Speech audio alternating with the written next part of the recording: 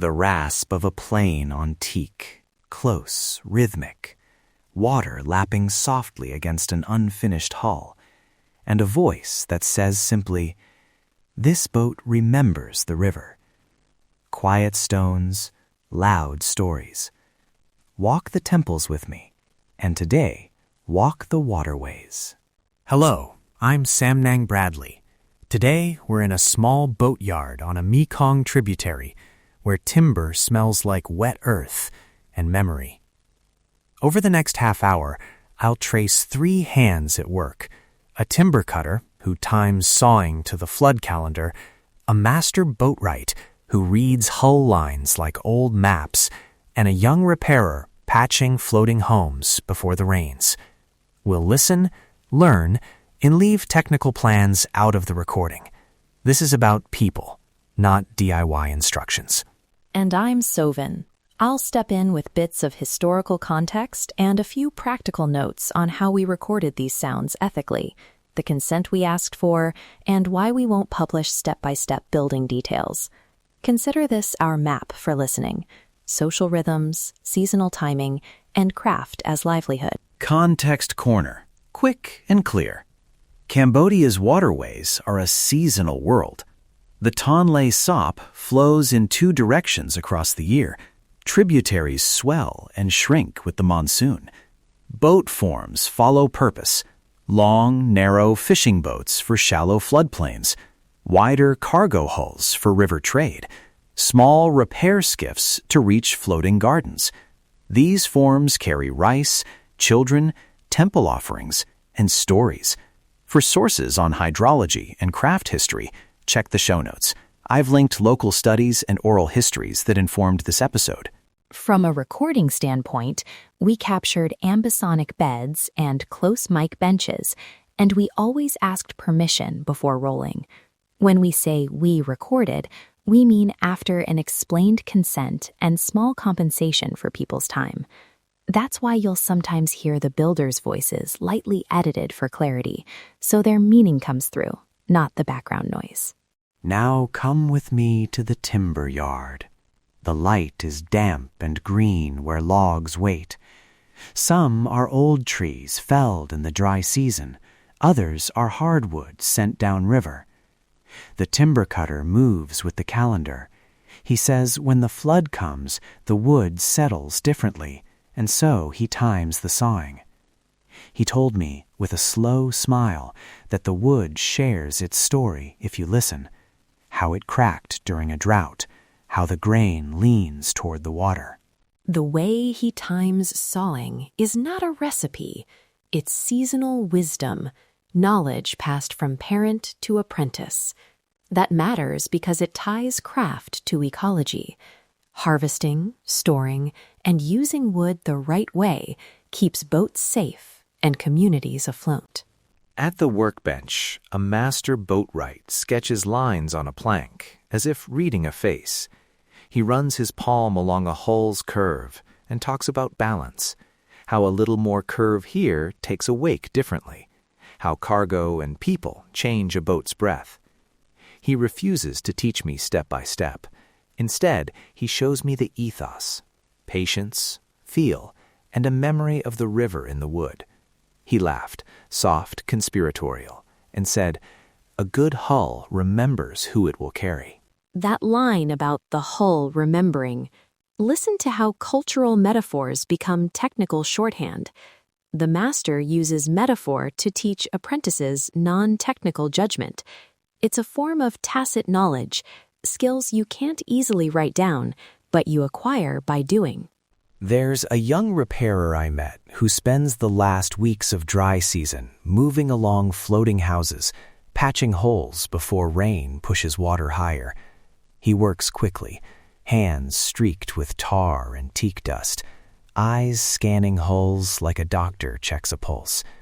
He told me, half joking, that he patches for his neighbors because it's who he is, because when the rain comes, the whole village moves like one body.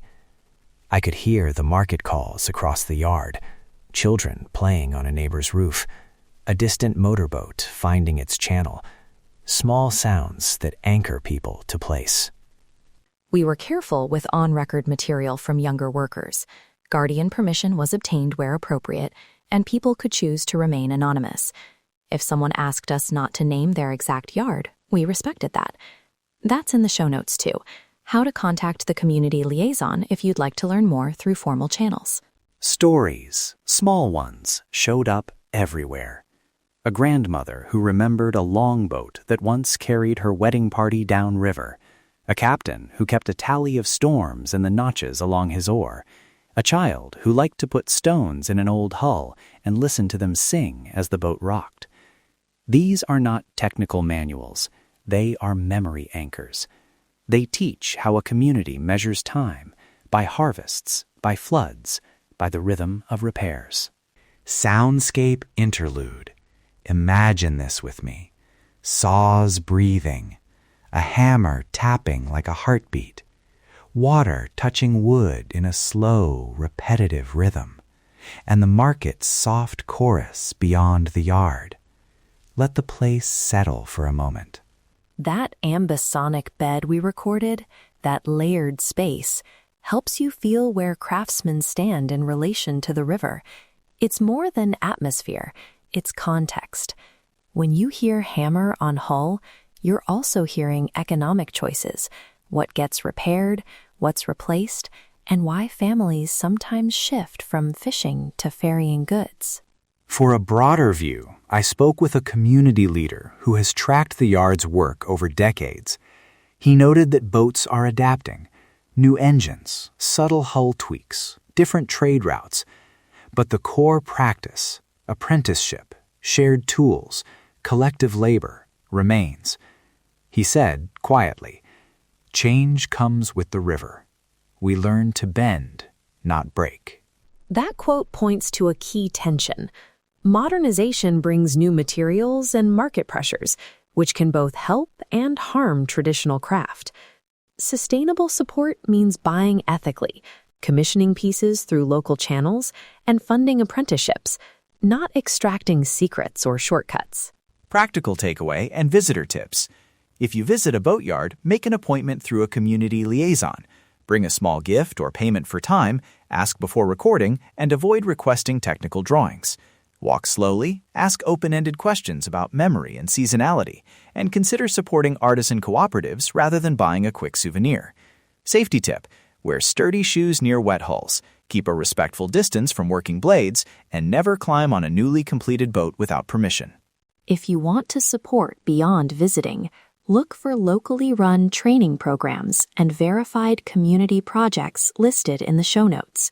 We've linked vetted organizations that offer livelihood support and cultural preservation funds, so your help goes where it's needed and agreed upon by communities. Before we close, I keep thinking about what it means for a craft to be living. It's not just surviving tools or hull shits. It's ritual timing, knowing when to saw, when to mend, when to carry a bride downriver.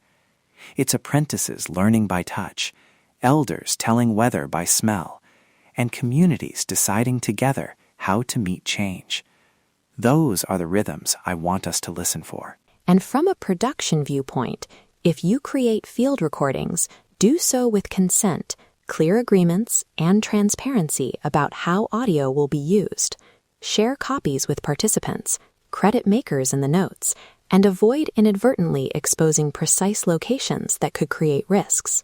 We took these steps here, and we encourage other producers to do the same. Thank you for walking the yard with me, listening to plane and hammer, to market calls and river breath. If this episode moved you, please subscribe to Ancient Echoes KH. Find full show notes, transcripts, and community liaison contacts on our website. If you enjoyed this journey, share it with someone who loves craft, rivers, or the slow work that keeps communities afloat. We'll close with a small reminder. We deliberately avoided step-by-step instructions and precise coordinates. If you want to support Boatwright families, check the links in the notes.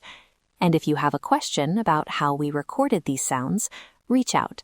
We're happy to explain our process. Quiet stones, loud stories. Walk the waterways with me next time. There's always another maker, another memory. Sam Nang Bradley. Listen, learn, belong.